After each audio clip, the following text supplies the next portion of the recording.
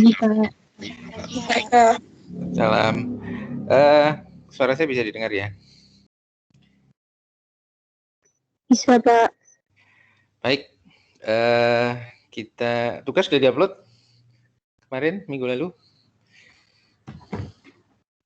Sudah, Pak. Ya, baik, nanti saya cek.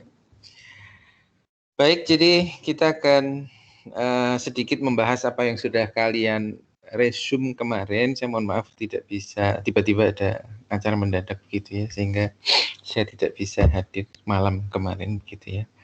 Kita akan bahas apa yang sudah kalian resume hari ini, dan nanti ada tambahan sedikit terkait dengan proses AMDAL begitu ya. Kemarin saya sudah minta Anda untuk meresum terkait dengan keterkaitan AMDAL, UKL, UPL, dan izin lingkungan begitu. Nanti sebentar ya, saya carikan filenya.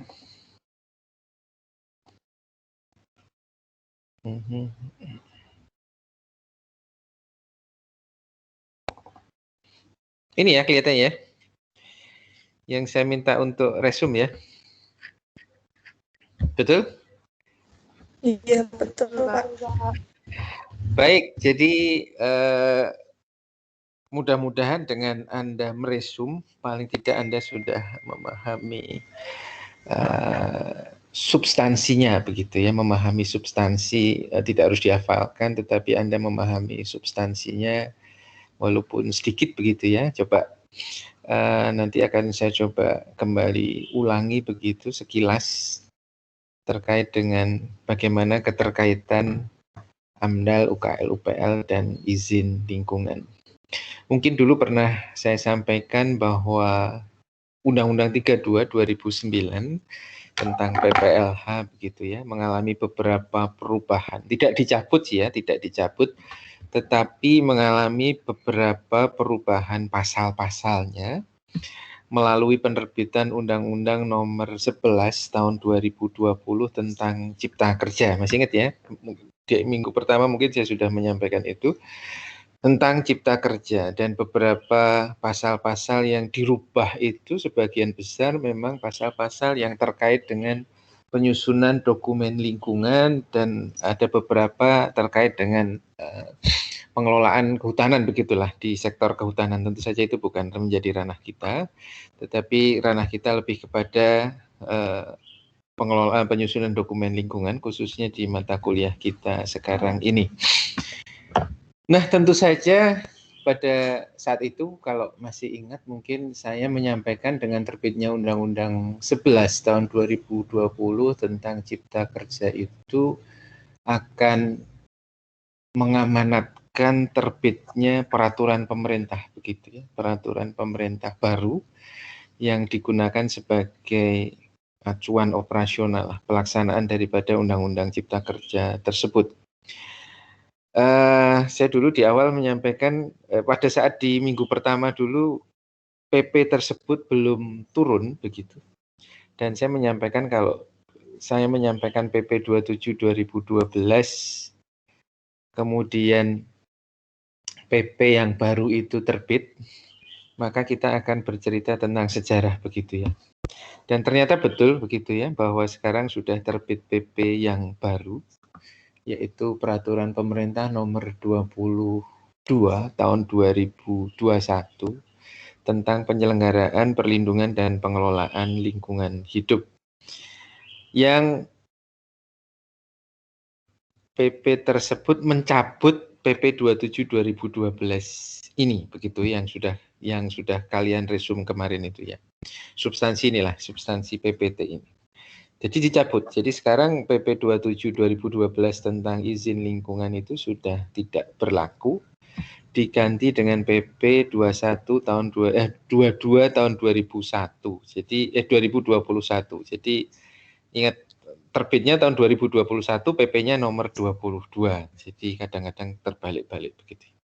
PP 22 nomor 20 2021. Jadi PP ini merupakan PP yang mencabut beberapa peraturan pemerintah yang berlaku kemarin begitu ya. Jadi ada PP 82 2001 itu sekarang sudah tidak berlaku. PP 4199 tentang pencemaran tentang kualitas udara itu juga sudah tidak berlaku. PP 101 2014 tentang B3 itu juga sudah tidak berlaku. Dan semua PP itu ada 5 PP yang dijadikan satu di dalam PP 22 tahun 2021 ini. Termasuk PP 27 2012 tentang izin lingkungan. Tetapi jangan khawatir bahwa walaupun secara peraturannya sudah tidak berlaku, tetapi substansinya tidak terubah banyak begitu ya, tidak terubah banyak. Artinya bahwa prinsip-prinsip penyusunan dokumen lingkungan itu masih relatif sama begitu ya.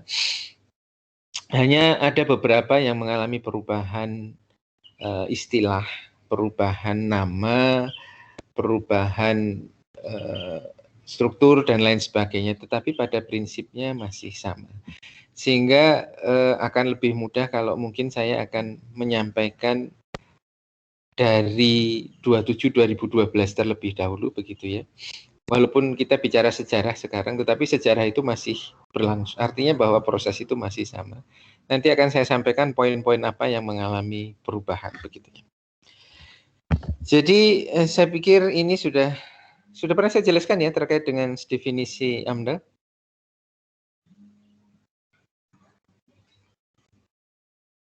Sudah, Pak. Ya. Berarti tidak perlu saya rincikan lagi. Pada dasarnya AMDAL adalah kajian mengenai dampak yang penting begitu ya. Dan yang direncanakan artinya pada tahapan perencanaan yang nantinya digunakan untuk mengambil keputusan. Kemudian usaha dan atau kegiatan adalah yang merubah rona, dampak penting adalah perubahan lingkungan hidup yang sangat mendasar. Kalau mungkin ada yang merasa belum jelas atau mungkin saya merasa sudah menjelaskan tetapi ternyata belum, silahkan nanti bisa disampaikan, saya akan jelaskan karena ada dua kelas kadang-kadang suka bingung. Kan substansinya kadang-kadang tidak selalu persis sama begitu ya. Kemudian nah ini AMDAL, UKL, UPL. AMDAL dan UKL, UPL yang dijadikan dasar untuk mendapatkan izin lingkungan. Pertama ini ya, izin lingkungan. Istilah izin lingkungan itu kan ada di dalam Undang-Undang 32 2009, kemudian dirubah melalui Undang-Undang Cipta Kerja, yang kemudian PP-nya terbit baru kemarin. Jadi Undang-Undang 32 2009 itu punya PP khusus tentang izin lingkungan, AMDAL dan kawan-kawan itu yang di PP 27 ini. Kemudian Undang-Undang Cipta Kerja merubah Undang Cipta kedua, kemudian terbitlah PP yang 22 2021. Nah sekarang di PP yang baru dan di Undang-Undang Cipta Kerja itu istilah izin lingkungan itu sudah tidak ada begitu ya. Istilah izin lingkungan itu sudah tidak ada, melainkan diganti dengan persetujuan lingkungan hidup. Jadi itu ya bedanya ya. Jadi persetujuan lingkungan hidup. Namanya ganti. Secara nomenklatur dia mengalami perubahan. Yang tadinya izin lingkungan, sekarang dirubah menjadi persetujuan lingkungan hidup. Gitu ya. Nah, persetujuan lingkungan hidup ini yang digunakan untuk mendapatkan izin kegiatan. Nah, di PP yang baru sekarang itu izin kegiatan berubah menjadi perizinan berusaha gitu ya. Jadi, tetapi pada prinsipnya sama bahwa orang yang melakukan kegiatan harus memiliki izin lingkungan. Ini menurut PP 27 ya. Kemudian untuk mendapatkan izin lingkungan, orang harus menyusun AMDAL atau UKL UPL tergantung daripada kegiatannya apa begitu ya, tergantung kegiatannya apa. Sekarang di PP yang baru sama. Jadi perizinan berusaha atau orang memiliki usaha walaupun namanya sekarang perizinan berusaha itu wajib memiliki persetujuan lingkungan hidup. Dulu namanya izin lingkungan. Sama. Dan orang harus pada saat orang mendapatkan persetujuan lingkungan hidup, maka orang tersebut harus menyusun AMDAL atau UKL UPL. Jadi sama. Prinsipnya sama, hanya berubah nomenklaturnya, berubah namanya. Yang tadinya izin lingkungan menjadi persetujuan lingkungan hidup, yang tadinya izin kegiatan menjadi perizinan berusaha. Jadi misalnya, terus terang saya memang belum membuat PPT khusus tentang PP 22 2021 begitu ya. Tapi misalnya saya akan merubah nomenklatur izin lingkungan dan izin kegiatan ini menjadi perizinan berusaha dan perizinan persetujuan lingkungan hidup, maka ini sudah menjadi PP 22 2021. Jadi pada prinsipnya itu saking miripnya, saya hanya mengganti istilah ini sudah berubah menjadi ketentuan yang tertuang di dalam PP 22 tahun 2021. Jadi bisa dipahami ya. Jadi isinya prinsipnya sama, hanya ada perubahan istilah, perubahan nomenklatur. Baik, jadi AMDAL sekali lagi untuk yang berdampak penting, yang tidak berdampak penting menyusunnya UKL-UPL. Prinsip ini masih sama sampai dengan PP dari dulu, dari awal tahun 82, kemudian AMDAL pertama kali muncul 86, sampai sekarang 2021 dengan berbagai macam perubahan peraturan perundang-undangan yang berlaku. Itu prinsipnya sama, bahwa AMDAL digunakan untuk kegiatan yang berdampak penting, dan UKL-UPL digunakan untuk kegiatan yang tidak berdampak penting. Nanti akan saya contohkan apa-apa yang dikatakan berdampak penting dan tidak berdampak penting. Nah, AMDAL ini juga sama disusun oleh Pemrakarsa. Lah ini yang agak yang berbeda lagi begitu ya. Kalau dari zaman dulu sampai 2000 sekarang, sebelum PP terbit itu disebut oleh Pemrakarsa, disebut dengan Pemrakarsa.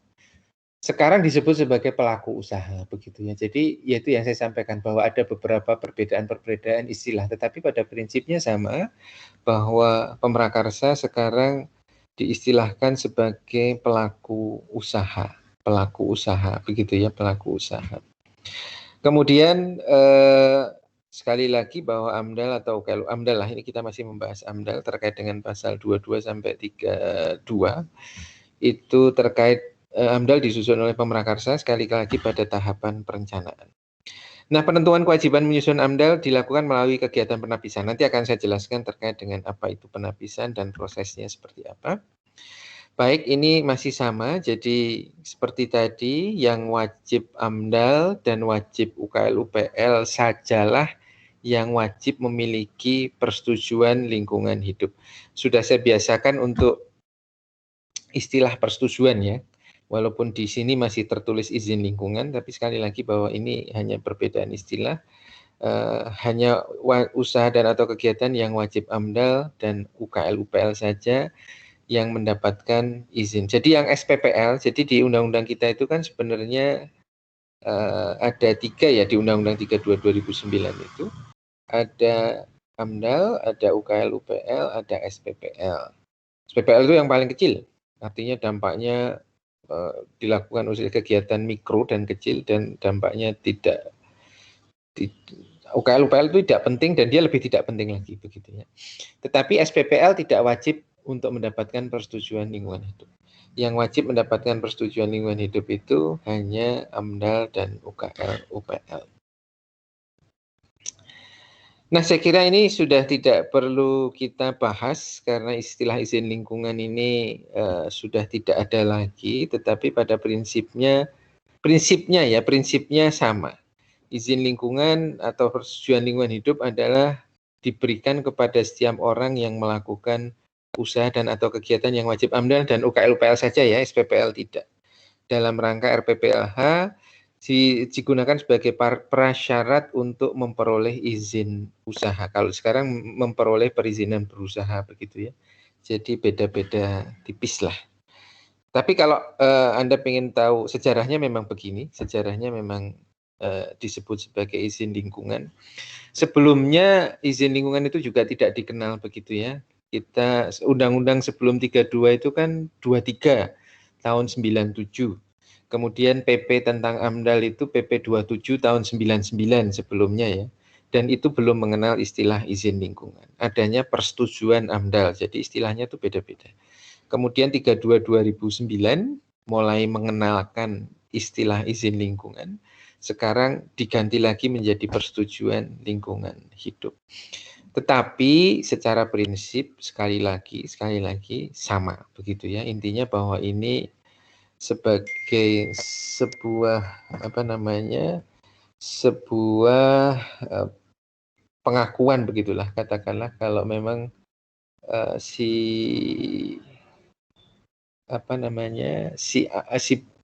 persetujuan AMDAL zaman dulu, izin lingkungan atau persetujuan lingkungan hidup itu menyatakan bahwa kegiatan tersebut layak dari sisi lingkungan begitu ya, layak dari sisi lingkungan hidup dengan berbagai macam istilahnya begitu ya, namanya yang nantinya digunakan untuk memperoleh izin untuk melakukan kegiatan begitu ya. Sehingga kenapa tadi di dalam definisinya AMDAL disebut digunakan sebagai alat untuk mengambil keputusan begitu.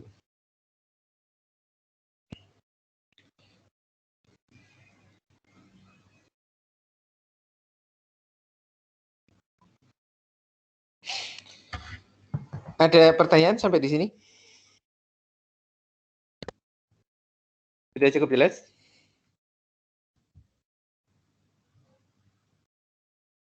Jelas, Pak. Belum ada pertanyaan. Sudah, Pak. Belum ada pertanyaan Jelas, juga. Pak. Oke, baik. Saya kira kalau yang ini kemarin kalian sudah resume gitu kan, sudah resume. Ya inilah kalau terkait dengan sanksi ya ini ya. Sanksi pada dasarnya sama, sampai sekarang sama, hanya ada sedikit perbedaan terkait dengan besaran ya. Pada dasarnya sama bahwa ada sanksi kalau orang tidak memiliki persetujuan lingkungan hidup, tapi sudah melakukan kegiatan, itu ada sanksi pidana maupun sanksi dendanya begitu ya. Dan artinya bahwa bukan kalau itu kan kalau sudah bayar denda dia tidak dipenjara. Tapi kalau dan itu berarti ya dipenjara ya bayar denda. Kemudian pejabat yang menerbitkan persetujuan lingkungan hidup tanpa dilengkapi dengan AMDAL UKL UPL juga kena sanksi pidana maupun denda begitu ya, sanksi pidana maupun denda. Nah ini kurang lebih sebagai gambaran begitu ya, sebagai gambaran proses AMDAL dan UKL UPL. Jangan terlalu dengan istilah dulu, tetapi paling tidak ini prosesnya sampai sekarang masih sama, kurang lebih masih sama. Tetapi sekali lagi ada beberapa perbedaan istilah nomenklatur begitu ya. AMDAL yang kita pahami sebagai salah satu bentuk kajian yang digunakan untuk dampak-dampak yang bersifat penting, sedangkan UKL UPL dampak-dampak yang tidak bersifat penting. Kalau kita melihat diagram alir ini, dari jumlah kotaknya saja, jumlah kotak itu menunjukkan tahapan atau proses begitu ya, bahwa AMDAL memiliki jumlah kotak yang lebih banyak, jauh lebih banyak dibandingkan UKL UPL begitu ya. Ini menunjukkan bahwa AMDAL memiliki proses yang lebih kompleks, yang lebih panjang, yang lebih mahal, yang ya sesuai memang harus demikian karena memang bobot kajiannya berbeda, objek kajiannya berbeda. Anda bayangkan misalnya begini, AMDAL membangun jalan tol Semarang Trans Jawa, itu jelas kegiatan ekstrim ya, saya contohkan ekstrim. Trans Jawa itu adalah kegiatan yang wajib menyusun AMDAL karena dampaknya luar biasa begitu kan.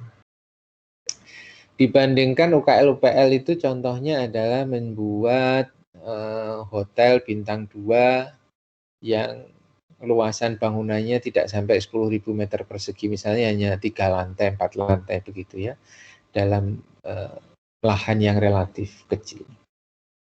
Itu kewajibannya menyusun UKL UPL. Tentu saja proses penyusunan kajiannya jauh berbeda antara yang, nah ini kebetulan saya contohkan yang ekstrim sih ya, supaya kalian bisa membayangkan dengan mudah. Tentu saja proses kajiannya jauh berbeda dibandingkan antara antara tol yang tadi Trans Jawa dengan UKL-UPL yang hanya bangun hotel 4 lantai misalnya. Tentu saja jauh berbeda. Tentu saja tol memiliki harga dalam tanda kutip yang lebih mahal dibandingkan yang hotel 4 lantai. Prosesnya jauh lebih panjang. Dokumen yang dihasilkan juga lebih banyak. Nanti akan kalian lihat dokumen apa saja yang dihasilkan akan lebih banyak juga. Sehingga memang fair begitu ya, artinya memang demikian. Jadi memang seharusnya demikian begitu. Nanti akan kita pahami lebih rinci lagi, tetapi ini sebagai gambaran saja bahwa yang sebelah kiri, kalau Anda menghadap layar itu sebelah kiri wajib AMDAL itu prosesnya cukup panjang dengan kotak-kotak yang jauh lebih banyak dibandingkan dengan wajib UKL-UPL yang memang prosesnya lebih pendek dengan kotak-kotak yang jauh lebih sedikit. Tetapi pada dasarnya sama, muaranya adalah untuk mendapatkan sekarang sekali lagi persetujuan lingkungan hidup, bukan izin lingkungan, gitu ya. Oke. Nah, ini sama. Nah, sekali lagi bahwa AMDAL disusun, kita masuk di ini saja. Di proses AMDAL-nya saja langsung ya. Saya kira ini sudah kalian resume. Pengertian dan manfaat dan proses AMDAL, begitu ya. Sekali lagi, jangan terlalu dihiraukan PP 27 tentang izin lingkungan ini, tetapi lebih kepada konteks daripada prosesnya begitu ya, substansinya relatif sama. Ini masih sama begitu ya, bahwa AMDAL UKL-UPL sekedar mengingatkan berada pada instrumen pencegahan, di mana instrumen pencegahan itu pada lingkup pengendalian. Kalau masih ingat begitu ya, di bookling dulu ada instrumen perencanaan, pemanfaatan, pengendalian, kemudian pemeliharaan, pengawasan, dan penegakan hukum. AMDAL itu posisinya ada di instrumen yang ketiga, yaitu pengendalian. Pengendalian itu ada pencegahan salah satunya. Jadi AMDAL, UKL-UPL, baku mutu, dan lain sebagainya. Itu ada di sini, masih sekedar mengingatkan saja. Kemudian ini tadi sudah kita bahas. Kita masuk di AMDAL, disusun oleh pelaku usaha ya, namanya berubah, dan dilakukan melalui kegiatan penapisan. Nah, kegiatan penapisan itu ini. Jadi kegiatan penapisan itu adalah untuk menentukan sebuah usaha dan atau kegiatan apakah wajib AMDAL atau UKL-UPL atau bahkan SPPL. Sekali lagi jangan terlalu dihiraukan terkait dengan permennya karena Permen 5 2012 ini pun sudah dicabut. Silahkan di note begitu ya, dicatat bahwa yang diganti, tapi ini sudah direkam ya, nanti bisa di-setel. Diganti dengan Permen LHK P38 tahun 2019. Begitu ya. Tapi isinya tentang jenis rencana usaha dan atau kegiatan yang wajib dilengkapi AMDAL. Nanti akan saya tunjukkan. Jadi batas AMDAL dan batas UKL-UPL itu ditentukan oleh Menteri. Amanat dari Undang-Undang 32 memang begitu. Jadi bahwa Menteri menetapkan jenis rencana usaha dan atau kegiatan yang wajib memiliki AMDAL. Sehingga kenapa ini Permen LH 05 2012 yang menetapkan Menteri Lingkungan Hidup. Kemudian penggantinya pun juga sama, Permen LHK, karena kebetulan sekarang sudah ada kehutanannya ya. Nomornya P38 2019. Yang memberikan batasan kegiatan-kegiatan yang wajib AMDAL dan wajib UKL-UPL. Sedangkan yang wajib UKL-UPL dan wajib SPPL itu ditetapkan oleh gubernur kalau itu lintas kabupaten kota, atau oleh bupati atau wali kota kalau kegiatan tersebut berada di wilayah kabupaten atau kota tertentu gitu ya.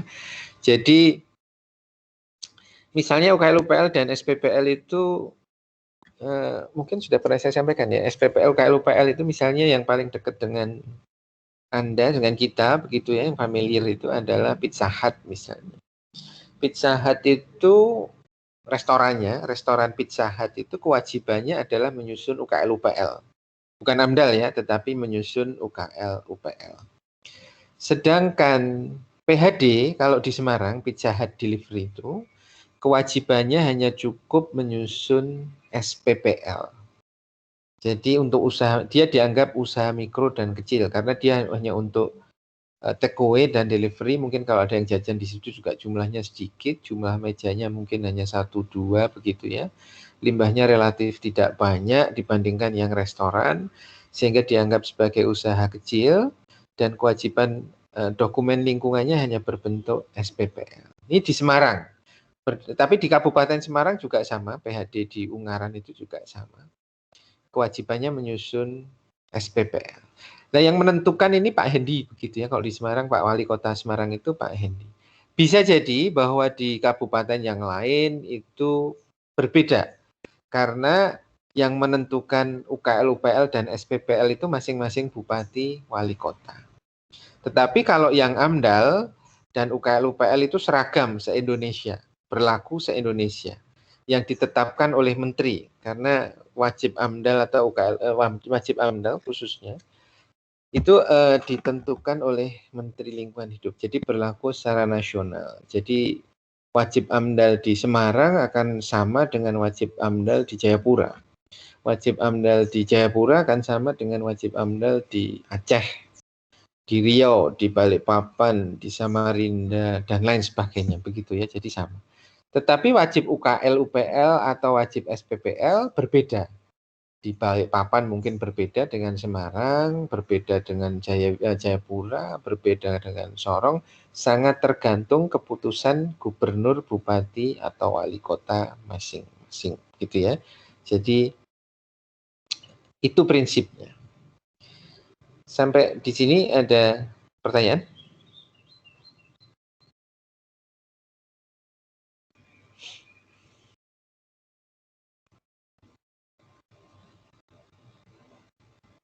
Cukup jelas? Belum, Pak. Oke. Jelas. Baik, jadi itu adalah penapisan begitu ya, penapisan. Nah, sekarang saya akan ajak Anda untuk melihat Permen LHK P38. Ini adalah Permen LHK P38 nomor 2019 tentang yang mengatur jenis rencana usaha dan atau kegiatan yang wajib memiliki analisis mengenai dampak lingkungan hidup atau AMDAL. Jadi di sini mengatur kegiatan-kegiatan apa saja yang wajib dilengkapi dengan AMDAL, begitu ya. Secara prinsip bahwa kalau kegiatan tersebut tidak tercantum di dalam Permen LHK P38 ini, maka kegiatan tersebut bisa wajibnya UKL, UPL, atau SPPL. Tergantung daripada pergubnya, peraturan gubernurnya, peraturan bupatinya, atau peraturan wali kotanya.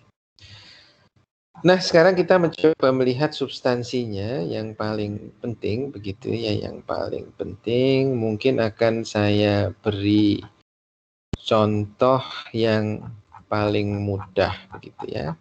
Ini ada di dalam lampiran 1. Jadi lampiran 1. Lampiran 1 yang Romawi 4. Nah, ini jenis usaha dan atau kegiatan yang wajib memiliki AMDAL. Ini ada beberapa bidang begitu ya, ada bidang multisektor, pertahanan keamanan, rekayasa genetika, ada bidang energi dan sumber daya mineral, ada bidang pertanian, ada bidang perikanan dan kelautan, ada bidang perindustrian, ada bidang pekerjaan umum, ada bidang permukiman, dan lain sebagainya. Ada bidang B3, limbah B3, dan lain sebagainya. Banyak, panjang begitu ya. Tidak akan kita bahas satu persatu, silahkan nanti bisa Anda baca sendiri begitu. Nah, ini contoh, misalnya begini. Misalnya kalian, salah satu dari kalian atau beberapa dari kalian ingin membuat hotel begitu ya, atau apartemen begitu. Gedung lah, bangunan gedung. Ya, katakanlah apartemen lah, sekarang lagi musim begitu ya, bikin apartemen dengan jumlah lantai bangunan dengan jumlah lantai misalnya 15 lantai dengan jumlah luasan total bangunan yang dibangun, luas bangunannya totalnya adalah 15.000 meter persegi. Kemudian lahan yang digunakan untuk membangun apartemen kalian itu sebesar 1,5 hektar misalnya. Nah, dengan rencana seperti itu tentu saja akan ada pertanyaan, apakah dokumen lingkungan yang harus saya susun begitu?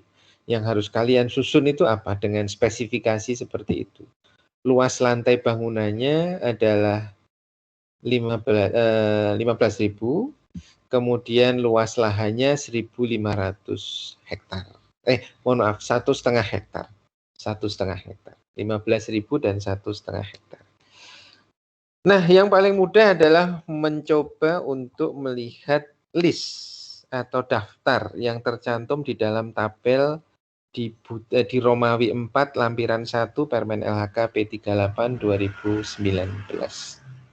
Kita lihat satu-satu dimulai dari bidang multisektor gitu ya, bidang multisektor. Bangun apartemen jelas bukan reklamasi, kita skip. Jelas bukan pemotongan bukit, jelas bukan pengambilan air bersih, bukan pengambilan air bawah tanah. Nah, ini ternyata nomor 5. Pembangunan gedung. Di sini disebutkan besaran yang menyebabkan wajib AMDAL, ini skala besarannya ya, skala besarannya. Skala besaran yang menyebabkan wajib AMDAL adalah kalau kita atau kalian membangun gedung dengan luasan lahan di atas atau sama dengan 5 hektar. Atau, di sini atau ya, saya beri kuning, atau luas bangunannya itu di atas 10.000 meter persegi. Arti atau berarti kalau salah satu kriteria ini terpenuhi, maka itu sudah masuk sebagai kegiatan yang wajib menyusun AMDAL. Gitu ya, bisa dipahami? Kalau dan, misalnya luas lahan dan bangunan, berarti dua-duanya harus terpenuhi. Tetapi karena ini menggunakan atau, maka salah satu kriteria itu kalau sudah terpenuhi, maka kewajiban menyusun AMDAL sudah terpenuhi. Jadi seperti contoh kita tadi, bahwa akan ada apartemen yang dibangun dengan luasan 15.000 meter persegi, dia sudah melampaui batas wajib AMDAL yang 10.000 meter persegi ini. Walaupun lahannya hanya 1,5 hektar, berada di bawah besaran wajib AMDAL untuk lahan, tetapi untuk bangunannya sudah terlampaui. Maka karena di sini kata-katanya adalah atau, maka kewajiban menyusun AMDAL-nya sudah terpenuhi dari sisi luas lantai bangunannya yang sudah melampaui 10.000. Bisa dipahami ya? Sebaliknya, kalau misalnya luas lahannya 1,5 hektar, kemudian luas bangunan yang direncanakan untuk dibangun itu ada di 8.000 meter persegi, maka dia bukan termasuk kegiatan yang wajib menyusun AMDAL, melainkan hanya cukup dilengkapi dengan UKL, UPL. Begitu kurang lebih cara menggunakan Permen LHK P38 ini. Jadi tinggal dilihat saja kegiatan apa yang ingin dibangun, kemudian luasan skala atau besarannya seperti apa, baru kemudian kita bawa ke Permen LHK P38 ini untuk kita cocokkan satu persatu begitu ya, satu persatu. Apakah ada yang memenuhi kriteria wajib AMDAL atau tidak? Nah, kalau Anda melihat ini ada kategori C begitu ya, kategori C. Ini merupakan kategori, jadi AMDAL itu di Permen yang sebelumnya yang tadi saya sampaikan 05 2012 itu belum ada pengklasifikasian jenis AMDAL-nya begitu ya. Belum ada pengkategorian begitu. Tetapi mulai dari P38 2019 ini sudah ada pengkategorian. Jadi AMDAL sekarang itu ada 3 kategori. Kategori A, kategori B, dan kategori C. Yang A itu yang paling kompleks. Dampaknya paling banyak lah, luar biasa begitu. Yang B itu sedang-sedang saja. Sedangkan yang C itu dampaknya yang paling tidak kompleks atau paling ringan lah. Paling ringan dan metode pengelolaannya juga sudah baku, sudah banyak dilaksanakan, tidak menimbulkan banyak masalah. Bangun apartemen itu kan biasa-biasa saja, pasti berbeda dengan kita membangun sebuah pabrik semen misalnya, membangun jalan tol Trans Jawa, tentu saja dampaknya jauh begitu ya, bumi langit. Sehingga lantas kalau jalan tol itu kategori A, sedangkan gedung itu hanya kategori C. Yang lain juga demikian, kalau kita mau mencoba melihat dari atas begitu ya. Di bidang multisektor misalnya, nah ini reklamasi besarannya berapa begitu ya. Silahkan nanti bisa dilihat sendiri. Kemudian pemotongan bukit dan seterusnya, pengambilan air danau, sungai, air permukaan ya, pada dasarnya ini air permukaan. Kemudian air bawah tanah besarannya berapa yang wajib AMDAL. Kemudian bangunan gedung yang tadi sudah kita bahas baru saja. Kemudian ada bidang pertahanan, saya kira ini kita skip saja, tetapi ini informasi pembangunan pangkalan TNI misalnya, dan seterusnya. Kemudian bidang pertanian, budidaya tanaman pangan. Jadi kalau kegiatan yang kalian, misalnya ada investor yang ingin melakukan kegiatan, kalau kegiatan itu tidak ada di sini berarti dia tidak termasuk kegiatan yang wajib AMDAL. Jadi ini satu, dia tidak tercantum di sini, atau tercantum tetapi besarannya lebih kecil.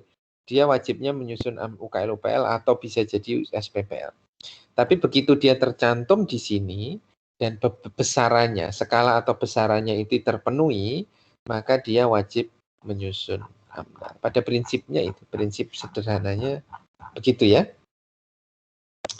Jadi ini masih pertanian, kemudian setelah ini kelihatannya perikanan dan kelautan. Nah, perikanan dan kelautan.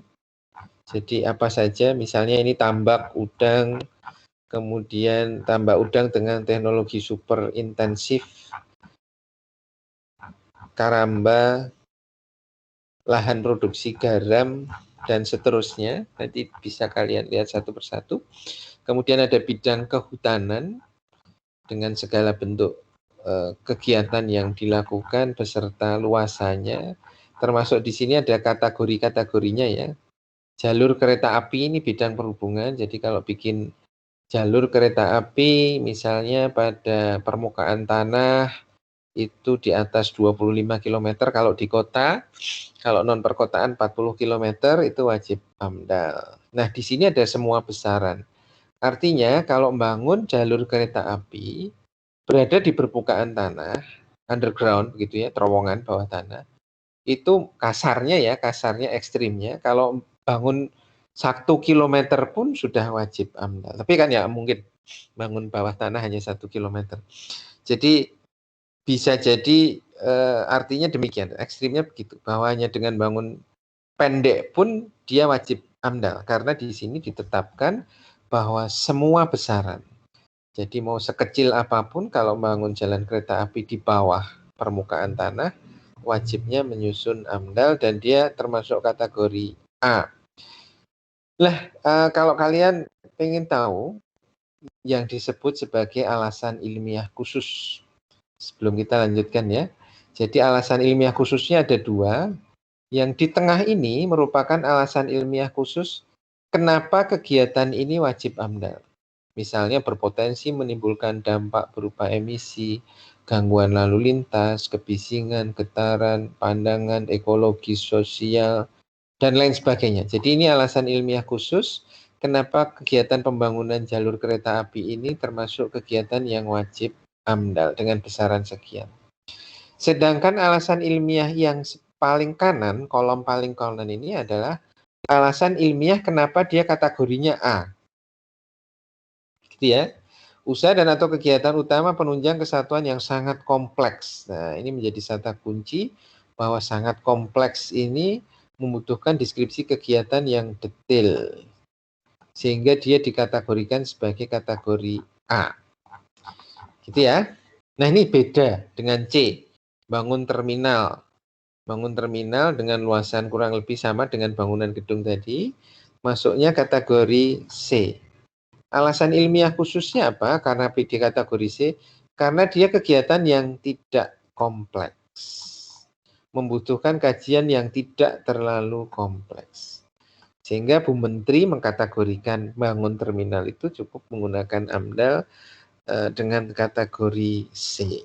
Ini ada pengurukan dengan capital dredging dan lain sebagainya. Seterusnya mungkin kita akan lihat hal-hal yang terkait dengan kita begitu ya, dengan teknik lingkungan. Pembangunan pelabuhan, ini masih di perhubungan ya. Di sektor perhubungan, kemudian ada sektor teknologi ya, bidang teknologi satelit. Teknologi satelit saya kira ini juga tidak kita skip saja, tapi nanti kalau Anda tertarik bisa dibaca sendiri begitu. Pabrik roket, misalnya kalian mau bikin pabrik roket, semua besaran. Jadi mau bikin pabrik roket, Pak kalau kembang api gimana ya? Karena bukan tidak tertuang di sini ya berarti wajibnya hanya UKL UPL. Tapi nanti kita lihat di di bidang perindustrian secara khusus begitu ya. Nah ini perindustrian. Industri semen semua besaran masuk kategori A, kompleks begitu ya pasti. Kemudian industri pulp. Pulp itu kertas ya, kertas. Kalau kapasitasnya di atas atau sama dengan 300.000 ton pulp per tahun, maka dia wajib menyusun AMDAL. Tapi kategorinya B. Penjelasannya cukup kompleks begitu ya. Kalau tadi kan sangat kompleks dan tidak kompleks. Ternyata yang B itu cukup kompleks. Cukup kompleks, jadi masuk B. Tapi ini ya wewenangnya Bu Menteri ya, sudah kita tinggal terima jadi saja. Kalau mau bikin industri pulp di atas 300.000 ton per tahun pulpnya, ya wajibnya menyusun AMDAL dengan kategori B. ABC itu yang membedakan dari sisi proses sama, sistematika sama, hanya jangka waktunya yang lebih panjang dan pendek. Jadi kalau A itu diberi kesempatan untuk menyelesaikan dalam waktu yang lebih lama dibandingkan yang B, apalagi yang C. Jadi nanti akan kita lihat ada berapa harinya ada, gitu ya. Jadi perbedaannya itu antara A, B, dan C. Tapi dari sisi proses sistematika persis sama, tidak ada bedanya begitu ya, tidak ada beda. Dari sisi tata waktu saja yang berbeda. Baik, kita masih di industri petrokimia hulu semua besaran, industri mengolah tambang mineral gitu ya, semua besaran. Kemudian kawasan industri semua besaran juga. Jadi kawasan industri A, kawasan industri B, kalau mau membuat kawasan industri itu semua besaran.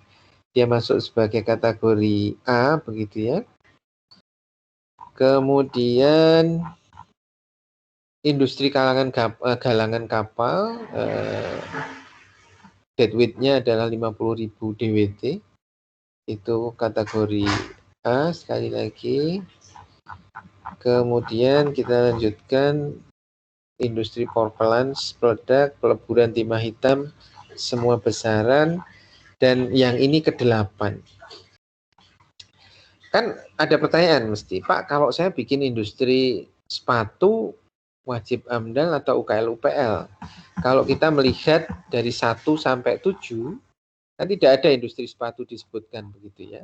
Tetapi di 8 itu ada satu klausul yang mewajibkan atau tidak mewajibkan AMDAL tidak berdasarkan jenis industrinya, tetapi berdasarkan luasan lahan yang dimanfaatkan.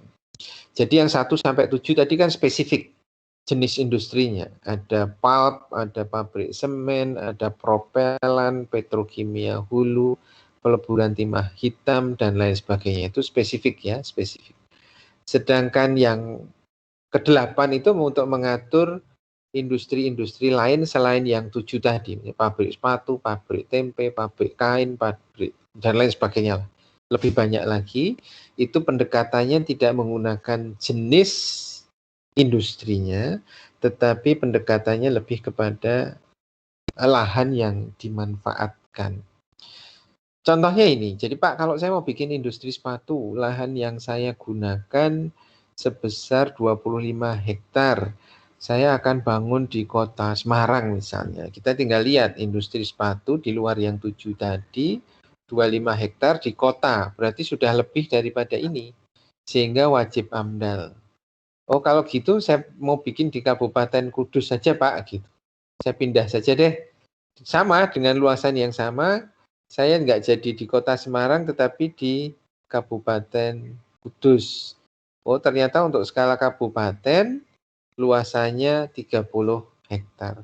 Sehingga si pabrik sepatu kalian yang direncanakan 25 hektar itu, kalau di Kabupaten Kudus cukupnya hanya menyusun UKL, UPL.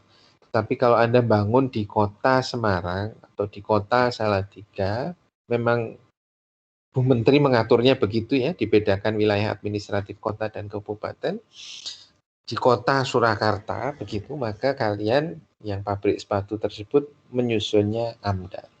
Tapi kalau di Kabupaten Boyolali, di Kabupaten Karanganyar begitu ya nyusunnya cukup UKL UPL karena memang klasifikasinya seperti itu. Jadi kita tinggal terima saja. Kemudian bidang pekerjaan umum, bendungan, ada waduk, kemudian embung, bendungan baru, bendung baru, jaringan irigasi, kita lihat yang di kita ya, rawa, reklamasi rawa, pengaman pantai, kemudian normalisasi sungai, termasuk jalan tol misalnya ini ya, jalan tol di kota, di desa, peningkatan jalan, subway, terowongan. Nah ini sampah, bidang persampahan. Kalau kita mau bangun TPA sampah dengan sistem control landfill atau sanitary landfill, maka kalau luas lahannya di atas 10 hektar atau kapasitas totalnya di atas 100.000 ton, maka sudah diwajibkan untuk menyusun AMDAL. Sampah ya, TPA. Kemudian TPA di daerah pasang surut, misalnya di daerah pesisir utara kota Semarang itu, karena di lain tempat sudah tidak ada lahan lagi untuk mengganti TPA Jatibarang misalnya, adanya di daerah pesisir pantai sana, daerah pasang surut, maka semua besaran, mau bikin 5 hektar, mau bikin 1 hektar, semua besaran wajib menyusun AMDAL. Kalau ini kan tidak wajib menyusun AMDALnya kalau di atas 10 hektar. Dan ini 100.000 ton per tahun. Kalau di bawah dipasang surut, semua besaran. Jadi mau besar, kecil, sedang itu ya tetap menyusunnya AMDAL. Kemudian bikin transfer station atau peralihan antara begitu ya. Transfer station itu dengan kapasitas 500 ton per hari wajib menyusun AMDAL. Instalasi pengolahan sampah terpadu itu dengan kapasitas yang sama 500 ton per hari. Kemudian mengolah dengan insinerator 50 ton per hari wajib AMDAL. Untuk composting plant begitu ya, dengan kapasitas 500 ton per hari sama. Air limbah domestik juga demikian diatur ya, pengolahan lumpur tinja IPLT. Itu kalau lahannya di atas 2 hektar atau kapasitasnya 50 meter kubik per hari. Pembangunan IPAL juga demikian, ada kapasitas dan beban organiknya kalau di sini 2,5 ton per hari. Sistem perpipaan air limbah, ini kalau luas layanannya di atas 500 hektar atau debitnya 16.000 meter kubik per hari. Sekali lagi ini atau ya, jadi kalau atau itu mau salah satu kriteria sudah terpenuhi, maka dia sudah memenuhi syarat. Saluran drainase sama, dibedakan antara kota besar dan kota sedang. Biasanya kota besar dan kota sedang itu ukurannya menggunakan jumlah penduduk begitu ya, jumlah penduduk. Kemudian jaringan air bersih juga sama untuk pipa distribusi. Luasannya di atas 5.000 hektar. Kemudian untuk jaringan transmisi panjangnya 40 km. Nah, kemudian bidang perumahan dan permukiman, saya kira ini nanti bisa kalian baca sendiri terkait dengan permukiman. Kemudian ESDM, penambangan begitu ya, eksploitasi, OP, operasi produksi mineral dan batu bara, kemudian batu bara sendiri, mineral logam, mineral bukan logam, pemurnian, pengolahan dan pemurnian, jadi smelter ini ya. Kemudian eksploitasi untuk mineral radioaktif, ini semua besaran. Dan seterusnya, penambangan di laut semua besaran. Biasanya penambangan di laut itu offshore itu ya, minyak, kemudian ada penambangan pasir laut, itu dilakukan, merupakan salah satu contoh penambangan di laut. Jadi semua besaran. Penempatan tailing di bawah laut, biasanya terkait dengan B3, dikubur di bawah laut. Kemudian untuk minyak gas bumi, ini ada kriterianya sendiri, besaran-besarannya. Bikin kilang, ini sudah nggak ada yang terkait dengan TL ya, ketenaga listrikan, PLTD, PLTA, energi baru terbarukan, ada PLTSA kelihatannya. PLTM biomasa, PLTB, nah ini PLTSA. Jadi kalau bangun PLTS sampah dengan proses termal, kapasitas yang dia wajib AMDAL adalah 50 ton per hari. Biodiesel, bidang pariwisata ada, ketenaga nukliran ada, yang terakhir adalah B3, jadi limbah B3 terkait limbah bahan berbahaya dan beracun itu hampir semua ada ini B3 ya, B3 berbahaya dan beracun itu hampir semua besaran. Industri jasa pengelolaan limbah B3 semua besaran, pemanfaatan limbah B3 semua besaran. Dalam bentuk ini semua besaran, masih pemanfaatan semua besaran, limbah aki, proses peleburan timbal itu semua besaran, katalis bekas semua besaran, pengolahan limbah B3 semua besaran. Jadi ini sama ya PLTSA 50 ton per hari, penimbunan limbah B3 semua besaran. Jadi hampir semua, hanya satu ya yang terkait dengan PLTSA yang ada besarannya, tetapi yang lain itu adalah semua besaran untuk B3. Baik, itu jadi kurang lebih adalah substansi yang tertuang di dalam Permen LHKP 35 tahun 2019 tentang jenis rencana usaha dan atau kegiatan yang wajib AMDAL. Nah, kita baru saja membahas terkait dengan penapisan. Jadi contoh kita sudah melakukan penapisan untuk bangun apartemen.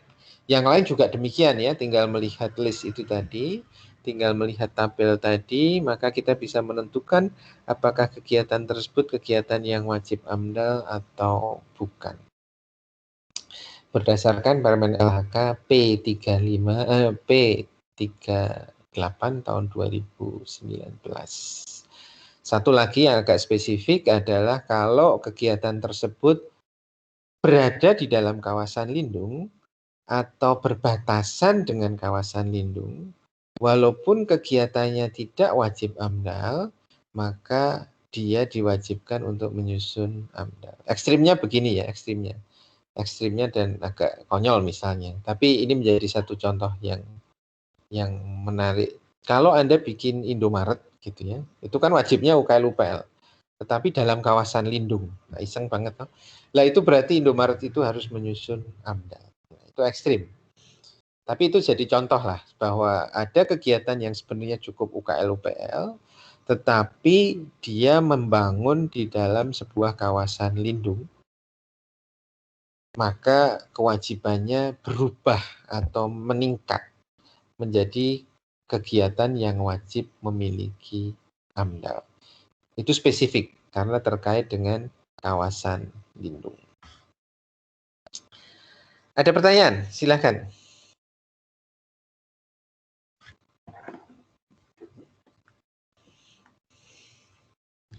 Permisi Pak, saya mau nanya. Yuk. Tapi agak jauh sih Pak dari yang habis dibahas itu tentang permen dan tentang kegiatan penapisan. Saya masih bertanya-tanya tentang perbedaan AMDAL dengan ANDAL. Oh gitu. Iya. Itu saja pertanyaannya. Iya. Baik. Kalau begitu kita masuk di sini. Oke. Jadi ini yang B itu kan yang Anda tanyakan. AMDAL yang di dalamnya ada ANDAL. Jadi AMDAL kalau kita ada lihat singkatannya, bedanya ada di kata mengenai begitu ya, mengenai. Sedangkan di ANDAL itu adalah analisis dampak lingkungan. Sedangkan AMDAL adalah analisis mengenai dampak lingkungan.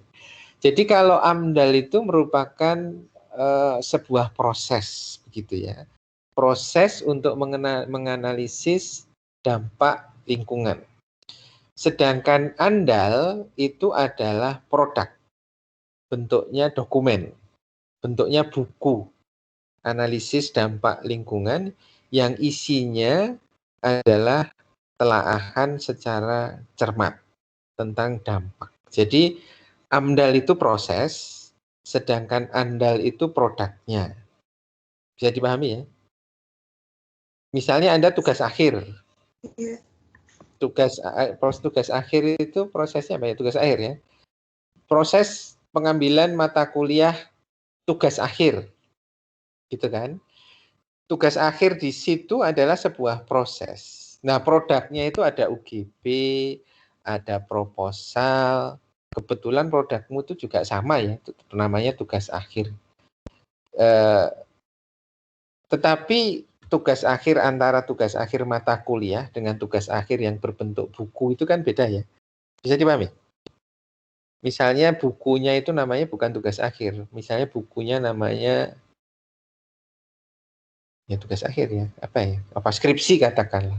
Atau skripsi itu merupakan prosesnya, tugas akhir itu merupakan produknya. Ini sama. AMDAL itu adalah prosesnya. Jadi prosesnya, sedangkan tugas akhir ANDAL itu adalah produknya. Jadi AMDAL itu sebuah proses yang menghasilkan kerangka acuan, ANDAL, dan RKL RPL. Tiga-tiganya itu bentuknya buku lah, gampangnya demikian.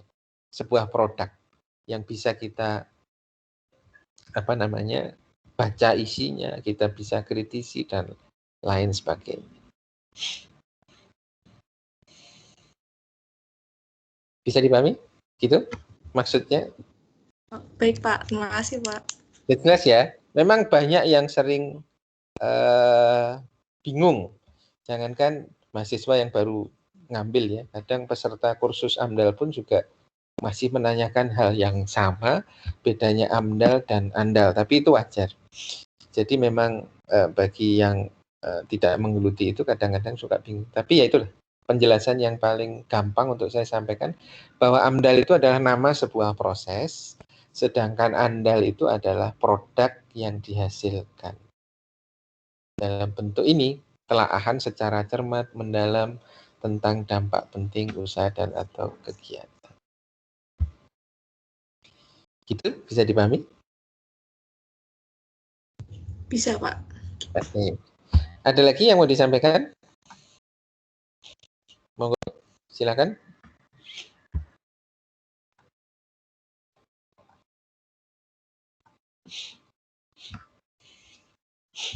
Sudah cukup jelas?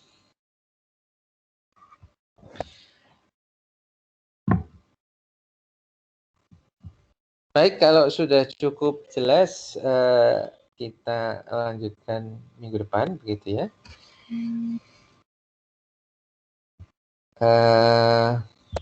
Kita akhiri. Ada yang masih belum absen?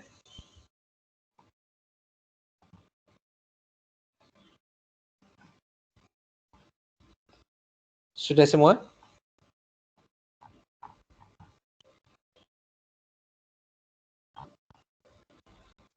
Sudah, Pak. Sudah. 59 dari 61. Ada yang di sini sudah hadir tetapi belum bisa absen? Nggak ada ya, berarti sudah absen semua ya yang di sini hadir ya. Kalau dari jumlahnya sih belum sama, tetapi mungkin memang betul-betul berhalangan untuk hadir. Nggak ada? Satu hitung 3 kali, 1, 2, 3. Berarti sudah semua ya. Baik, kalau sudah semua, kita akhiri pertemuan kita pada siang hari ini. Kita ketemu lagi insya Allah minggu depan